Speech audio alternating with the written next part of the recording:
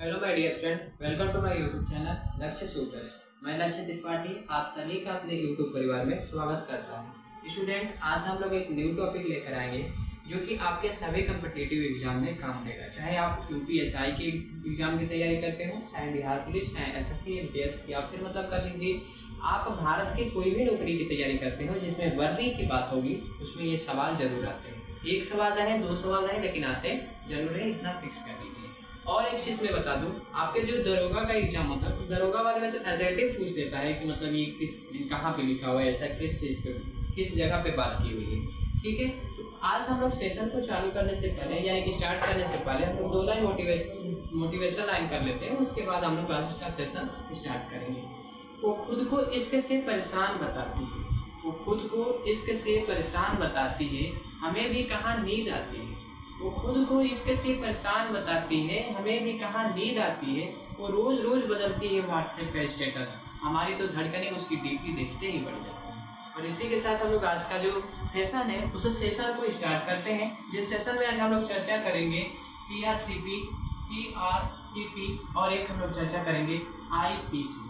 Student, आप लोगों को जानकारी के लिए बता दूं कि इनकी जो बात होती है अकॉर्डिंग टू सेक्शन होती है, यानी इनकी जो बात होगी धारा में बात होता है।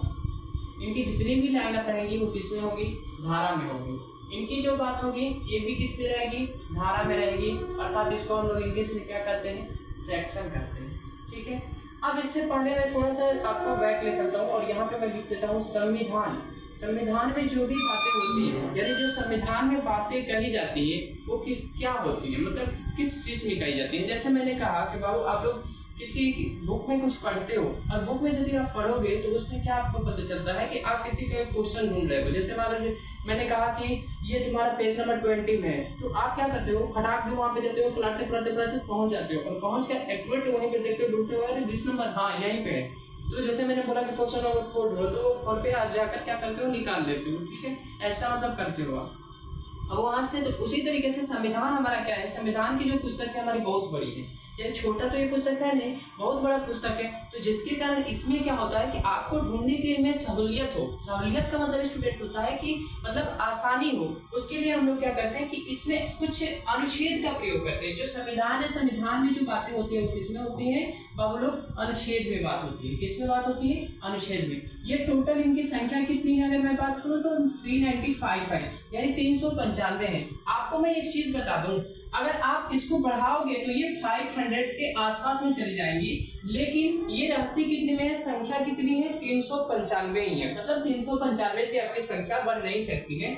इसमें आपका मतलब कह सकते हैं खंड बढ़ सकता है। जैसे खंड कहने का मतलब इंग्लिश वाले के लिए ए हो सकता है, बी हो सकता है, सी हो सकता है, हिंदी में क हो सकता है, ख हो सकता है, ग हो सकता है, ऐसे एडजेक्टिव मतलब बात किया जाता है। ठीक है, अब देखो बाबू, इसको पहले 2 मिनट के लिए होल्ड करते हैं। एक हमारा आता है सिविल लॉ। ठीक है, एक हमारा क्या कौन सा आता है, सिविल लॉ। ठीक है, सिविल लॉ में देखो क्या क्या हो सकता है। सिविल लॉ में एक हमारा आता है प्रॉपर्टी लॉ, एक वाला हमारा क्या होता है, प्रॉपर्टी लॉ। यानी प्रॉपर्टी लॉज का मतलब आप लोग समझ रहे होंगे। इसमें किस चीज के बारे में बात होगी, तो आपकी जो भूमि यानी जायदाद जो होता है उस पर चर्चा होती है। जायदाद कहने का मेरा मतलब है जो आपकी चल अचल संपत्ति होती है उसकी बात होगी। ठीक है, फिर मैं आगे अगर आपको चलूं कि अगला वाला क्या हो सकता है, अगला हम पॉइंट आपको इसमें दे सकते हैं। एक हमारा पुस्तक होती है मुस्लिम लॉ। अब देखिए आप सवाल उठाओगे बाबू कि सर क्या ये मतलब अलग अलग होती है, हाँ एकदम अलग अलग होती है। ये आपकी अलग पुस्तक है, ये आपकी एक अलग पुस्तक है। और मैं एक चीज बताऊं, आपकी एक हमारी होती है हिंदू लॉ। ठीक है, आसान से आप लोगों को राइटिंग समझ में मेरा आ रहा होगा। तो ये भी एक क्या, एक पुस्तक, ये भी अलग है। ठीक है, इसके बाद अगर मैं बात करूं मतलब कि हिंदू लॉ हो गया, ये सब हो गया, हिंदू लॉ, मुस्लिम लॉ हो गया, प्रॉपर्टी लॉ हो गया। एक हमारा आता है लॉ ऑफ कंट्रैक्शन या फिर लॉ ऑफ कॉन्ट्रैक्ट। एक हमारा क्या आता है, लॉ ऑफ कॉन्ट्रैक्ट आता है। अब इस पे हम लोग क्या करेंगे, मैं आप लोग को सभी को एक एक करके मतलब 1 बाय 1 आप लोग को मैं इतने चीजों को बताने की मतलब कोशिश करूंगा। मतलब मैं आपको ये मतलब कैसे तो आपको संतुष्ट दिलाने की कोशिश करूंगा कि आप लोग इसको कैसे समझ पाओगे कि क्या मतलब ये सभी कैसे कैसे आते हैं। मैंने कहा कि बाबू ये जो सिविल लॉ होता है, अर्थात मतलब जो हमारी कह सकते हैं, इसको हम लोग हिंदी में क्या कहते हैं, सिविल लॉ को बाबू हिंदी में कहा जाता है दीवानी कानून, दीवानी कानून या फिर कह सकते हो दीवानी मुकदमा। मुकदमा। ठीक है, दीवानी क्या होता है? मुकदमा होता है। ओके, मुकदमा का मतलब बाबू होता है केस। ठीक, तो दीवानी मुकदमा हो गया। अब बशर्ते ये सवाल उठता है कि सर क्या दीवानी मुकदमे में भी हम लोग जेल जा सकते हैं? तो मैं आपको इसके लिए एक चीज बता दूं, नहीं जाओगे। लेकिन कब तक नहीं जाओगे? मैंने कहा कि आप इसमें किसी भी प्रकार का कोई व्यक्ति हो, आप एक छोटे भी आप लेबर हो, मतलब कोई होगा जो कि मजदूरी करता हो, वो भी जेल नहीं जा सकता है। बड़े बड़ों की तो बात नहीं करो, बड़े बड़े तो ऐसे पैर में लगा कर छुड़ा देते हैं, तो वो भी नहीं जाएगा। क्यों? क्योंकि उसके ऊपर क्या लगता है? आर्थिक दंड लगता है। आर्थिक दंड का मतलब मैं समझा देता हूँ, इनके ऊपर क्या लगेगा? आर्थिक दंड लगेगा। और आर्थिक दंड का मतलब होता है इनके ऊपर फाइन लगेगा। फाइन का मतलब होता है इनके ऊपर पैसा रुपए का मतलब कह सकते हो, एक तरह से कह लो कि उनके ऊपर टैक्स, मतलब क्या कह सकते हो उसको, जैसे उनके ऊपर जुर्माना लगा, ये होता है फाइन, ये होता है हमारा आर्थिक दंड। आई होप आप लोग को समझ में आ रहा होगा। ठीक है, अब आ जाओ इस पे नीचे बात करते हैं हमारा प्रॉपर्टी लॉ।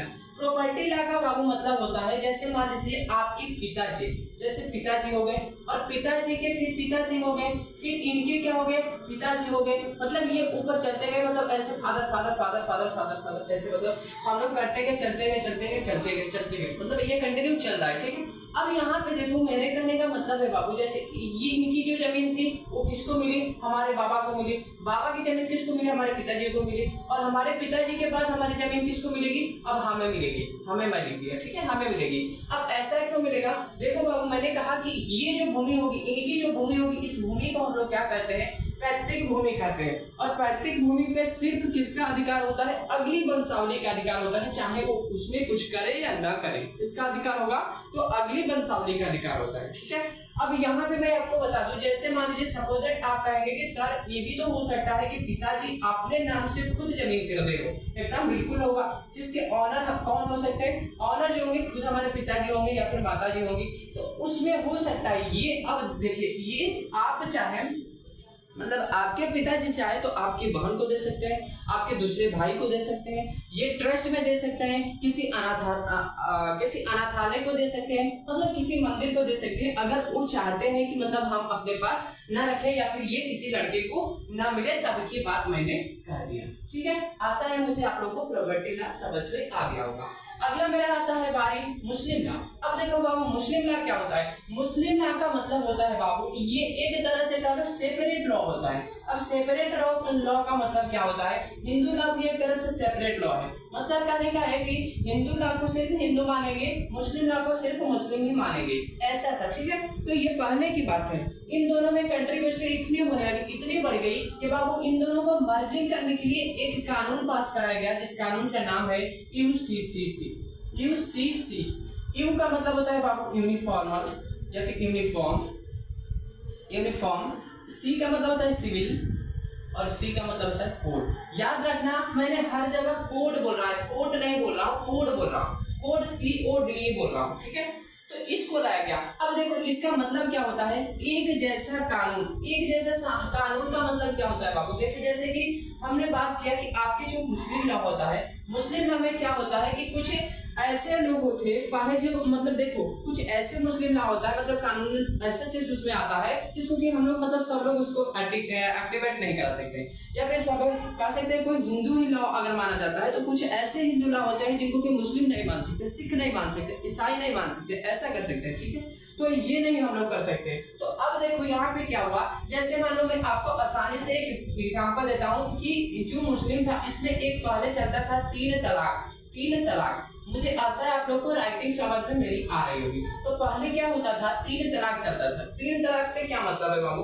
3 तलाक में क्या होता था कि इसमें लोग क्या करते थे, जैसे मान लीजिए ये कोई व्यक्ति है, मुस्लिम व्यक्ति है कोई, और ये क्या करता है, इस लड़की से शादी कर लेता है, ये भी मुस्लिम लड़की है, इससे शादी कर लेता है। अब ये क्या करता है कि ये बाई चांस मान लीजिए इसके अपोज में कुछ काम कर देती है, मतलब थोड़ा भी मिस्टेक कर देती है, मतलब थोड़ा भी गलती कर देती है, तो ये क्या करेगा, बेधड़के से धड़ाक से बोलेगा तलाक तलाक तलाक, और इनसे क्या हो जाएगा, इसकी शादी खत्म, अर्थात इसकी शादी खत्म, कैंसिल हो गई, मतलब कट गई। ये इसके साथ बिताया बेशक दिन, मतलब हो सकता है 10 दिन रहा हो, 20 दिन रहा हो, इससे कोई मतलब नहीं है। इसने तलाक तलाक कहा और इसकी क्या होगी, शादी, मतलब कह सकते हैं कि इसके साथ रहना उठना बैठना सब चीज क्या हो गया, कैंसिल हो गया, अर्थात मतलब छूट गया।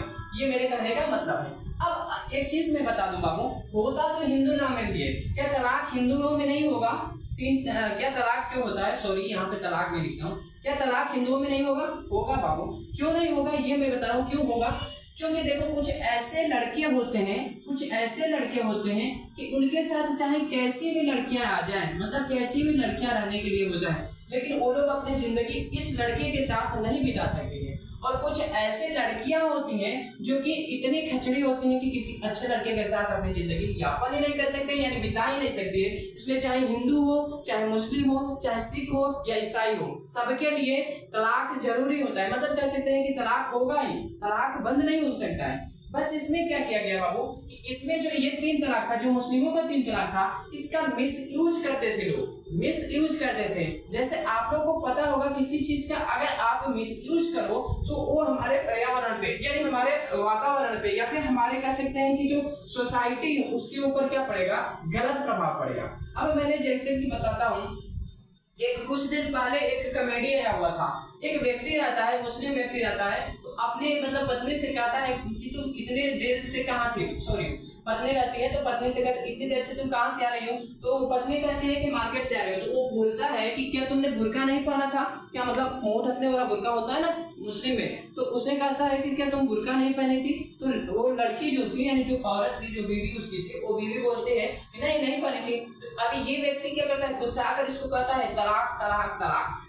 तो पत्नी क्या कहती है, योगी योगी योगी, मतलब ये क्या कहती है, योगी योगी और योगी ऐसा बोलती है, ठीक है। तो ये अब क्या करते हैं, व्यक्ति बोलता है मजाक मजाक मजाक, यानी कि इसके अब भय हो गया, मजाक मजाक मजाक करने का मतलब इसको डर हो गया, इसके अंदर क्या हुआ, डर पैदा हो गया। अब डर से क्या हुआ, देखो अब कोई भी व्यक्ति यदि एक बार आपके अंदर डर समा गया ना, आप किसी चीज को करने के लिए एक्टिवेट नहीं होगे। मतलब कहने का है, जैसे अगर मैंने किसी व्यक्ति को कह दिया कि नहीं यहाँ पे इसको सजा देना जरूरी है, कंपल्सरी है, तो वो व्यक्ति वैसा कभी कर ही नहीं सकता है। ठीक जस्ट यही हो रहा था कि इसका क्या होता था, मिसयूज होता था। किसी चीज का यदि आप मिसयूज करते हो तो वो हमारे ऊपर खतरा मंडराता है। यानी कि अब देखो मैंने जैसे आपको बता दिया कि हिंदू में भी तलाक होता है, मुस्लिम में भी तलाक होता है, लेकिन जो हिंदू होते हैं, हिंदुओं में एक तलाक को पूरा करने में यानी एक तलाक आपको लेने में, अगर एक व्यक्ति से यानी एक महिला से तलाक लेना है तो आपको लगभग 10 साल लग सकते हैं। अर्थात आपको मैं बता दूं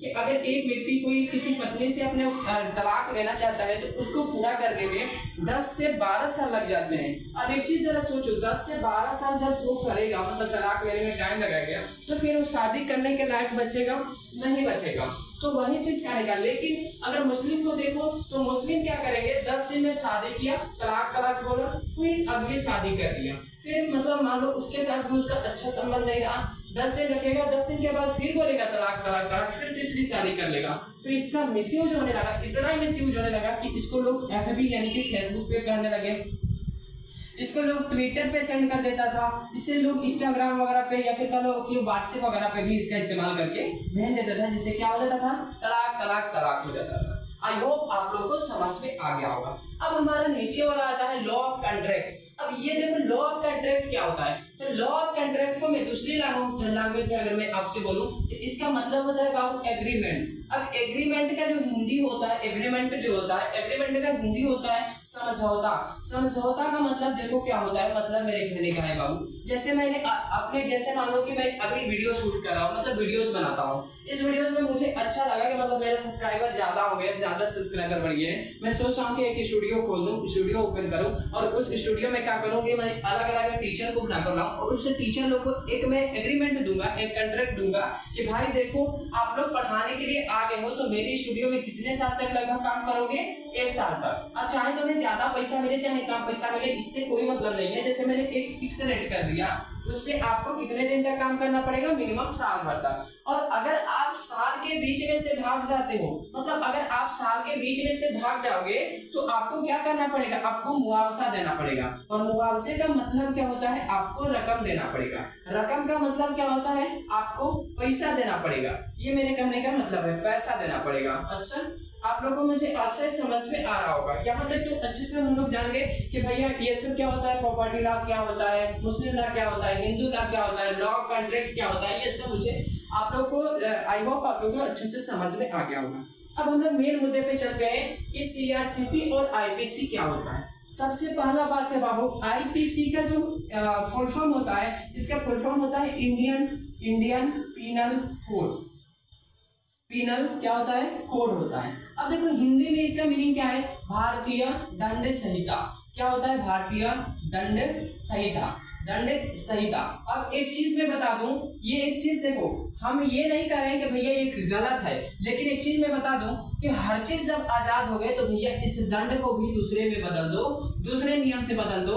अब पहले वाला दंड क्यों अपनाते हो? ऐसा मैं अभी भी कहूंगा। क्यों मैं कह रहा हूं ऐसा बात? क्योंकि ये जो भारतीय दंड संहिता लागू किया जाता है बाबू, ये माइकल फैराडे के टाइम से है। मतलब कि जब अंग्रेज लोग हमारे ऊपर गुलाम थे, मतलब हमें गुलाम बनाए हुए थे, ये दंड संहिता तभी से है, अब का नहीं है। अब नया लागू करो, ये मेरे कहने का रिक्वेस्ट है। मैं वीडियोस के माध्यम से मैं लोगों को भी ये समझाने का प्रयास करा रहा हूँ कि भैया आप भी कहो कि हमें अब पहले वाला मतलब गुलाम देश नहीं चाहिए, बल्कि आजाद हो गया, तो उसके अनुसार आप कानून को भी क्या करो? बदल दो, कानून को भी क्या करो? चेंज कर दो। ठीक है। अब देखो इसको हम लोग, एक उर्दू भाषा होता है, उर्दू में इसे क्या कहते हैं? उर्दू में इसे हम लोग कहते हैं ताज़े-रात हिंद। ताज़े-रात क्या बोलते हैं? हिंद बोलते हैं। अब देखो जैसे मान लो तुम लोग कभी टीवी वगैरह देखते हो तो फिल्मों में कहा जाता है ताज़े-रात हिंद 302 दफा के तहत इसे फांसी की सजा दी जाती है, ऐसा बोला जाता है। तो ऐसा इसलिए बोला जाता है, इसी चीज का नाम है, मतलब आईपीसी का ही नाम क्या है? ताज़े-रात हिंद है। जैसे मैंने, अब देखो अगला मैंने आपको शुरू में बता दिया था कि जो हमारा सीआरसीपी होता है वो क्या होता है? वो किस चीज में होता है? सेक्शन में होता है। जबकि आईपीसी किस में होता है? तो सेक्शन में होता है, अर्थात धारा में होता है। लेकिन आखिर एक चीज सवाल तो ये होता है भैया कि दोनों में चेंजिंग क्या है? दोनों में बदलाव क्या है? आखिर जब एक ही चीज है तो दोनों का इस्तेमाल कब कब किया जाता है?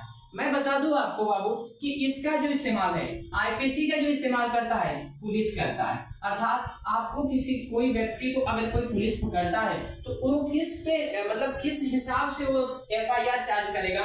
तो आईपीसी के आधार पे करता है। बट ये चीज जानो कि जो सीआरसीपी होता है, यानी क्रिमिनल प्रोड्यूसर कोड जो होता है, क्रिमिनल सिविल प्रोड्यूसर कोड जो होता है, ये किसके लिए होता है? तो ये सिर्फ आप लोगों को किसके लिए होता है? कोर्ट के लिए होता है। कोर्ट का मतलब यानी कि जज के लिए होता है। ओके, मुझे आशा आप लोग को ये अच्छे से समझ में आ रही होगी, अच्छे से समझ में आ रही होगी। ठीक है, तो ये जो होती है, जैसे मान लीजिए आपने किसी व्यक्ति का क्या कर दिया? मर्डर कर दिया। देखो एक और चीज मैं बताता हूँ, कुछ ऐसी चीजें होती हैं जो कि कह लो कि एक, जैसे मान लो कि रेप कर दिया, सपोज दैट मान लो एक तुमने रेप कर दिया, और एक केस होता है जो कि मतलब अननेचुरली कर दिया। अननेचुरली और नेचुरली में क्या अंतर होता है ये जान लो। एक मैंने कहा जैसे मान लो शॉर्टली आपने, एक अकेला व्यक्ति था, आपने किसी लड़की का रेप कर दिया, ठीक है, तो इसका जो होता है लगभग मुझे 374 दफा के अंतर्गत, मतलब 374 धारा के आसपास में इसका मतलब लगता है। ठीक है, लेकिन अगर आप किसी लड़की के साथ अननेचुरली करते हो, अननेचुरली होने का मतलब गैंग रेप कर देते हो, तो इसके लिए क्या लगाया जाता है? कौन सी दफा लगाई जाती है? सॉरी, गैंग होता है ना, गैंग रेप होता है। ठीक है, तो गैंग रेप के लिए कौन सी दफा लगाई जाती है? तो 376 लगाया जाता है। अब सोच लो, अब यहीं से आपको पता चल गया। देखो मौत की दफा जो होती है 302 होती है, लेकिन किसी को भड़काने की दफा क्या हो जाती है? 306 हो जाती है। अब देखो लो डिफरेंस कितना है, मुझे आशा आप लोगों को समझ में आ रहा होगा। ठीक है, तो यहाँ तक हम लोग देखे कि सीआरसीपी किसके लिए होता है? कोर्ट के लिए होता है। कोर्ट में भी किसके लिए होगा भैया?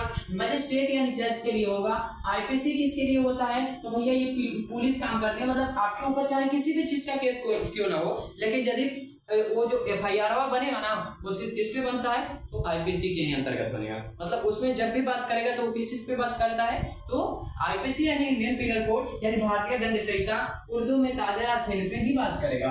और जो जज साहब होते हैं, जज, मजिस्ट्रेट, डिस्ट्रिक्ट चाहे वो, एक और चीज है, कुछ लड़के कह देते हैं सर क्या डिस्ट्रिक्ट के लिए अलग होता है? सॉरी, क्या डिस्ट्रिक्ट के लिए अलग होता है? क्या हाई कोर्ट के लिए अलग होता है? क्या सुप्रीम कोर्ट के लिए अलग होता है? नहीं भैया, ये तीनों के लिए हर एक ही जगह हुई, ये तीनों के लिए समान ही रहता है, अलग अलग नहीं होता है। और भी मैं इसमें एक पॉइंट आपको जोड़ देता हूं कि जो आपके सीसीआई होते हैं, ठीक है, ये भारत के किसी भी जिले में जाकर, किसी भी राज्य में जाकर, किसी भी कोर्ट में जाकर ये अपना फैसला सुना सकते हैं। ये कोई जरूरी नहीं है कि ये सिर्फ दिल्ली के सुप्रीम कोर्ट में ही अपना फैसला सुनाए। मेरे कहने का मतलब है सीसीआई का मतलब होता है chief justice of India, chief justice of India. अब देखिए चीफ जस्टिस ऑफ इंडिया का मतलब क्या होता है? मुख्य न्यायाधीश या फिर कह लीजिए भारत के मुख्य न्यायाधीश। और जो मुख्य न्यायाधीश होते हैं ये आपके क्या कर सकते हैं, भारत के किसी भी कोर्ट में जाकर अपना फैसला सुना सकते हैं। ये कोई जरूरी नहीं है कि एक वहीं पर आएंगे तभी इनका फैसला सुनाया जाएगा, ऐसा बात नहीं है। मुझे आशा है आप लोग को यहाँ तक समझ में आ गया होगा। ठीक है, अगर यहाँ तक आप लोग को अच्छे से समझ में आ गया है तो एक बार मेरे वीडियोस को लाइक कर देना, ज्यादा से ज्यादा लोगों को शेयर कर देना। और मतलब आपको किसी तरीके का कोई डाउट वगैरह रह जाता है तो आप हमारे कमेंट में पिन कर देना। मैं कोशिश करूंगा कि उसकी जवाब जल्द से जल्दी जाए। किसी भी व्यक्ति को Uttar Pradesh police, Bihar police, SSC MTS या फिर मतलब किसी भी प्रकार की कोई GK GS से प्रॉब्लम होती है या फिर PDF किसी को चाहिए तो आप 9801163593 पे आप मेरे व्हाट्सएप पे कांटेक्ट मैसेज कर देना, मैं इसका रिप्लाई दे दूंगा। आपको जो भी चीज चाहिए उसको प्रोवाइड कर दिया जाएगा। ठीक है, तो आप लोग को आशा है मुझे यहाँ तक समझ में आया होगा। मिलेंगे हम लोग नेक्स्ट वीडियो में, तब तक के लिए जय हिंद, जय भारत, जय बिहार, टेक केयर।